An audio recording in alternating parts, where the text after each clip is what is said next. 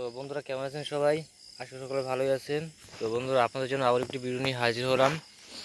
তো আমি কয়দিন যাবৎ শুধু এগুলোই দেবো, গাছগাছরা জড়িবুটি নিয়েই ভিডিও বানাবো। তন্ত্রমন্ত্র অনেক কিছুই দিলাম, অনেক কিছুই শেখালাম।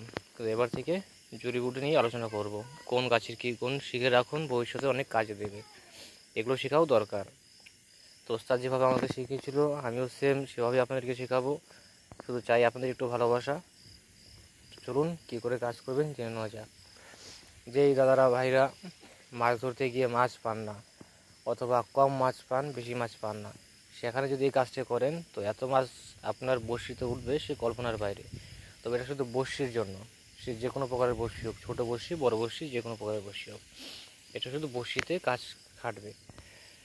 তো দাদারা তার জন্য আপনাকে করতে হবে, গাছটি চিনে রাখুন। আমাদের এখানে গাছটি ভূতখড়ি নামে পরিচিত। ভূতখড়ি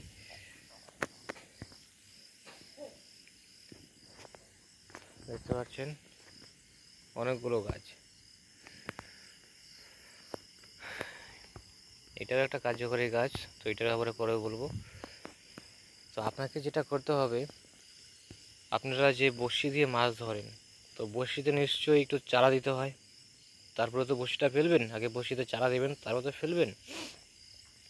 তো তার আগে যে পাতাটা দেখতে পাচ্ছেন, এই পাতাকে 4-5টা পাতা পেস্ট করবেন। পেস্ট করে এই যে রস আছে, এই রসটাকে ওই ওই চারাগুলো, যে বড়শিতে যে চারাগুলো দেবেন ওই চারার সাথে মাখাতে হবে।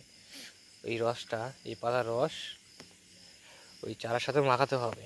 মাখানোর পর চারাটা বড়শিতে মাখিয়ে জলে ফেলুন। দেখুন আপনার মাছ কারেন্টের মতন মাছ আসবে, সে আপনি কল্পনা করতে পারবেন না।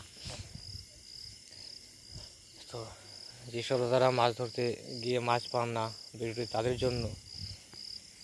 তো ভিডিওটি ভালো থাকলে অবশ্যই লাইক করে যাবেন, এবং আপনারা আমার চ্যানেলে নতুন হয়ে থাকলে চ্যানেলটি অবশ্যই সাবস্ক্রাইব করে যাবেন। ভিডিওটি দেখার জন্য জানাই অসংখ্য ধন্যবাদ। ভালো থাকবেন সবাই।